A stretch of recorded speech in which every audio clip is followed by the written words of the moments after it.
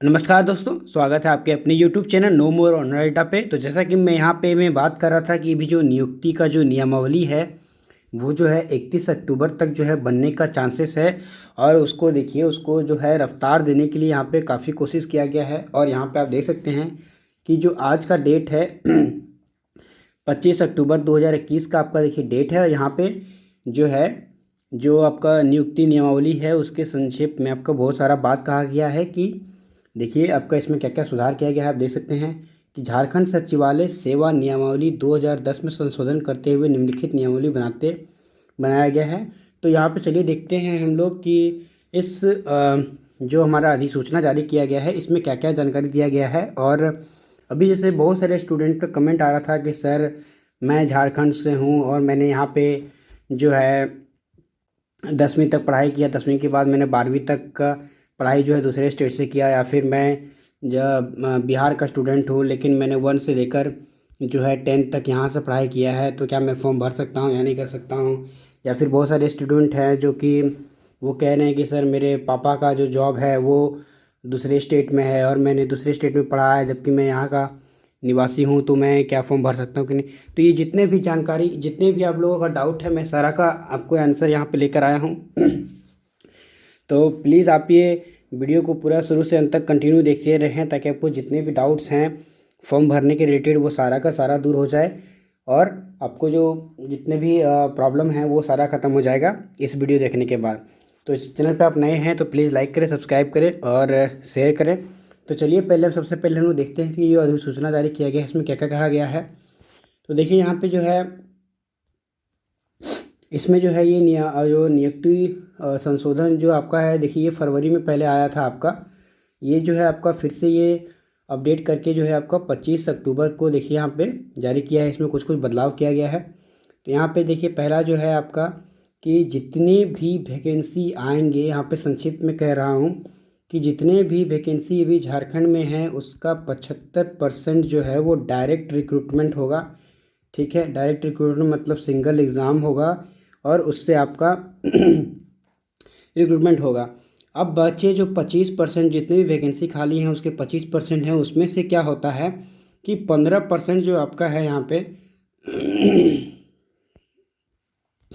आपका जो यहाँ 15% बच रहा है, ये आपको वैसे जितने भी 25% जो सीट बचे रहेंगे आपका, तो जो पहले से कैंडिडेट हैं जो भी नौकरी कर रहे हैं उन्हें पदोन्नति दिया जाएगा। मतलब उन्हें आपको अपडेट किया जाएगा, मतलब उसको क्या आपको बोलते हैं कि उन्हें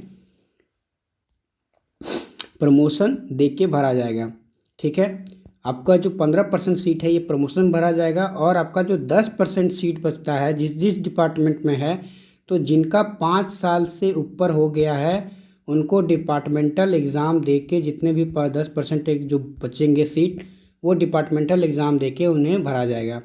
तो आपको समझ में आ गया होगा कि जो 100% है वो नियुक्ति किस प्रकार होगा। अब यहाँ पे जो है कि अभी सभी पोस्टों के लिए कितनी कितनी जो न्यूनतम शैक्षणिक योग्यता होगा वो देखिए यहाँ पे बात कर लेते हैं। तो हमारा यहाँ जो है कि यहाँ पे 3 तरह का जो वैकेंसी आता है, एक आता है 10th, एक आता है 12th और एक आता है आपका मैट्रिक, ये ग्रेजुएशन लेवल का। ठीक है, तो सभी का जो मिनिमम क्वालिफिकेशन होगा वो उसी अनुसार होगा, जिस तरह पोस्ट है उसका उसी अनुसार होगा।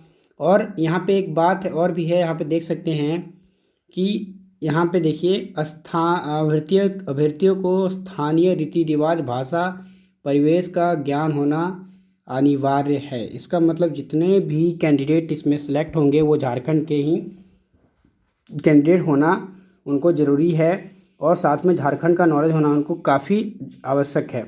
ठीक है, और देखिए यहाँ दूसरा पेज में यहाँ पे बताया गया है कि यहाँ पे जितने भी हैं यहाँ पे 2 ही चीज़ के बारे में बोला गया है। आपका जितना भी वैकेंसी आएगा वो 75% डायरेक्ट रिक्रूटमेंट होगा और जो 25% बचता है वो प्रमोशन या फिर आपका डिपार्टमेंटल एग्ज़ाम होके होगा। ठीक है, चलिए तो ये आपने देखा कि यहाँ पे किस प्रकार से जो है अगला नियुक्ति जो होगा वो कैसे होगा। अब बात करते हैं कि हमारा अभी भी जो है काफ़ी लोगों का जो दिक्कतें आ रही हैं, चलिए हम लोग देखते हैं। देखिए यहाँ पे क्या है कि लंबे समय से ऐसा जो बात आ रहा था कि जितने भी जो थर्ड और जो हमारे फोर्थ ग्रेड के जो वैकेंसीज़ होते हैं उनमें जो है डायरेक्ट रिक्रूटमेंट होता है, क्योंकि यहाँ पे जो है वो रिजर्वेशन सिर्फ जो रहता है वो स्टेट के लिए रहता है। बाकी जो आपका ग्रुप ए और ग्रुप बी का वैकेंसी है इसमें जो है इस आपका जो रिजर्वेशन रहता है वो 100% रिजर्वेशन नहीं रहता है, वहाँ पे कुछ परसेंट छूट रहता है या फिर 50% के तकरीबन छूट रहता है वहाँ पे।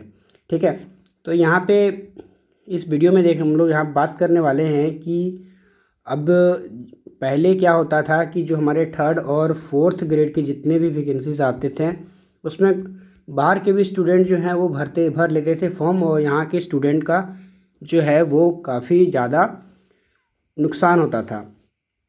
ठीक है, अब देखिए यहाँ पे बात करते हैं कि इसमें क्या क्या बोला गया है।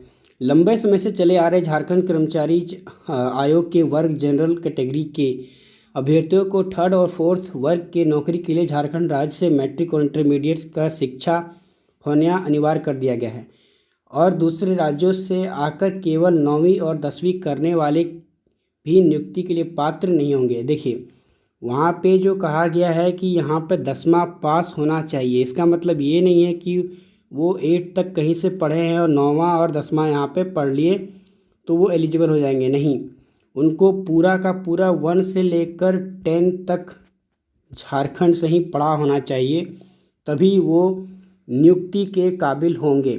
ध्यान रखें, जितने भी स्टूडेंट हैं चाहे वो आउट ऑफ झारखंड के हो या फिर झारखंड के ही निवासी ही हो, उन्हें 1 से लेकर पूरा 10 तक 10 तक, अगर आप 10 लेवल का वैकेंसी ले रहे हैं तो, अगर आप 12 लेवल का वैकेंसी ले रहे हैं तो 12 तक होना चाहिए, और अगर आप ग्रेजुएशन का लेवल का ले रहे हैं तो वो ग्रेजुएशन के लेवल तक का आपको यहाँ पे क्वालिफ़िकेशन देना पड़ेगा टीचिंग का, कि आप पूरा का पूरा अपना जितना भी टीचिंग किए हैं वो अपना झारखंड स्टेट में ही किए हैं, इससे बाहर आपने कहीं नहीं किया है।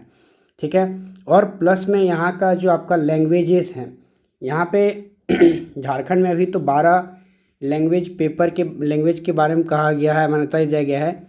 आपको किन्हीं एक जो 12 लैंग्वेजेस हैं उनमें से किन्हीं एक लैंग्वेज के बारे में आपको पूर्ण जानकारी होनी चाहिए, और उसी का आपको एग्ज़ाम देना होगा, क्योंकि इसी में से मेरिट भी बनेगा आपका ये 12 लैंग्वेज पेपर में से। ठीक है, इसमें देखने वाली बात यह है कि राज्य के ओबीसी, एसटी और एससी अपना मैट्रिक और इंटर देश के किसी भी राज्य के पास किए हो सभी थर्ड और फोर्थ ग्रेड की नियुक्ति के पात्र होंगे। देखिए जो अब यहाँ पे बात करते हैं कि झारखंड के जितने भी कैंडिडेट हैं, अब जो झारखंड के कैंडिडेट हैं लेकिन मान लेते हैं कि उनका पापा का जॉब है वो दिल्ली में है, मुंबई में है, या फिर आउट ऑफ स्टेट में है झारखंड से, और वो एसटी, एससी या ओबीसी में बिलोंग करते हैं, तो क्या उन्हें इससे वंचित किया जाएगा? तो बिल्कुल नहीं, उन्हें कोई भी वंचित किया नहीं जाएगा, वो बिल्कुल पात्र होंगे। सिर्फ उन्हें स्थानीयता आपको देना होगा। ठीक है, अगर आप स्थानीय दे देंगे तो आप उसके लिए एलिजिबल हो जाएंगे। ठीक है और यहाँ पे जो है आपका देखिए एक जो है आपका महत्वपूर्ण तथ्य ये भी है कि आपका जो है 3 पेपर होगा। 3 पेपर में से सिर्फ आपका जो पहला पेपर है वो हिंदी इंग्लिश का होगा, इसमें न्यूनतम 30% आपको लाना होगा। दूसरा पेपर जो है वो जनजातीय भाषा है, जो कि आपका न्यूनतम 30% लाना ज़रूरी है, और इसमें जो 2 और ये 3 है इसमें मेरिट बनेगा। और इसमें आपका देखिए यहाँ पे जो भाषा पेपर आपका दूसरा और तीसरा है इसमें आपका मेरिट बनेगा। और ये जो 2 जो है आपका मैंने बताया अभी कि इसमें 12 लैंग्वेज पेपर है, उनमें से किसी एक को आपको सेलेक्ट करके एग्ज़ाम देना है। और तीसरा है समान ज्ञान। ये जो फॉर्मेट है ये सारे एग्ज़ाम में कॉमन रहेगा। 10 का भी यही रहेगा, 12 के भी लेवल का यही रहेगा, और ग्रेजुएशन लेवल का भी यही सेम रहेगा। तो आप समझ ही गए होंगे कि अगर आप कोई भी स्टूडेंट अगर झारखंड के हैं, वो बाहर पढ़ रहे हैं, तो भी उनको ये लाभ मिलेगा, उनको वंचित नहीं किया जाएगा। अब यहाँ पे बात करते हैं कि जो प्रश्न जो बहुत सारे उठ रहे हैं वो प्रश्न देखिए, मैंने यहाँ पे बहुत सारे कॉमन प्रश्न जो लिया है यहाँ पे देख सकते हैं कि यहाँ पे पहला क्वेश्चन है, मेरा जन्म बिहार में हुआ है, मैंने 7 साल पहले झारखंड आकर 9वीं और 10वीं की पढ़ाई की है, क्या जेएसएससी की परीक्षा दे सकता हूँ? नहीं, वो बिल्कुल नहीं दे सकते हैं, क्योंकि वो इन परीक्षाओं के पात्र होंगे जो पहली कक्षा से 10वीं कक्षा तक 1 से लेकर 10 तक का पढ़ाई झारखंड में किया हो। दूसरा जो कॉमन प्रश्न जो बन रहा है यहाँ पे है, मैं सामान्य वर्ग का हूँ और बीते 20 सालों से झारखंड में रह रहा हूँ। मेरे बच्चे पहली से 10वीं और इंटर आदि की पूरी पढ़ाई जो है झारखंड में किए हैं, क्या मेरा क्या होगा? हाँ, बिल्कुल होगा, क्योंकि उनके बच्चे जो हैं वो पूरे 1 से लेकर 10 तक है। तो और प्लस में अगर वो 12th के लेवल का भरते हैं तो 12 तक का भी होगा, और अगर ग्रेजुएशन लेवल का भरते हैं तो ग्रेजुएशन लेवल का भी उनका होगा। यहाँ पे तीसरा प्रश्न जो है, मैं सामान्य वर्ग का हूँ और मैं 50 सालों से झारखंड में रह रहा हूँ। मेरे बच्चे अपने ननिहाल बिहार से 10वीं की है, क्या ये योग्य हैं? नहीं, नहीं, क्योंकि आप सामान्य वर्ग से हैं और आपके बच्चे दूसरे राज्य से हैं, 10वीं किए हैं, इसीलिए आप जीसीसी के मान्य नहीं होंगे। ध्यान रखेंगे, आपको यहाँ पे क्लियरली कहा गया है कि 1 से लेकर 10 तक हैं तभी एलिजिबल हैं, या अन्यथा नहीं हैं।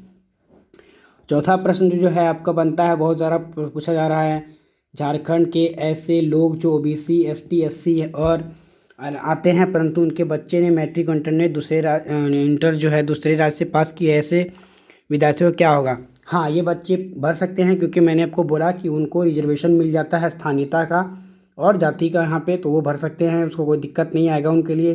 पाँचवा है, मैं सरकारी पदाधिकारी हूँ, राज्य बनने के बाद 2000 ईस्वी में तबादले से यहाँ आया हूँ और मेरे बच्चे 8वीं से 10वीं और इंटर की पढ़ाई यहीं से किया है, इसका क्या होगा? ये जेएसएससी की परीक्षा के लिए पात्र नहीं होंगे। सरकारी पदाधिकारियों के लिए इनके लिए कोई भी व्यवस्था नहीं है। तो जैसे बहुत सारे जो गवर्नमेंट एम्प्लॉय हैं जो अब बिहार बनने के बाद वहाँ से माइग्रेट करने झारखंड बनने के बाद वहाँ से माइग्रेट करके वो आए हैं झारखंड में, और तो उनके बच्चे ने किया है तो भी इसके लिए एलिजिबल नहीं होंगे।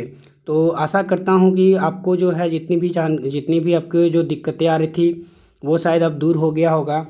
तो अगर आपको अभी भी कोई डाउट है तो प्लीज़ आप कमेंट करें हमें, और मैं आपको ज़रूर से ज़रूर उसका रिप्लाई करने की कोशिश करूँगा। ठीक है, तो चलिए आप इसी तरह हमारे चैनल पे बने रहें ताकि आपको इसी तरह इंपॉर्टेंट जानकारी आपको समय पर समय मिलता रहे। ठीक है, चलिए, धन्यवाद।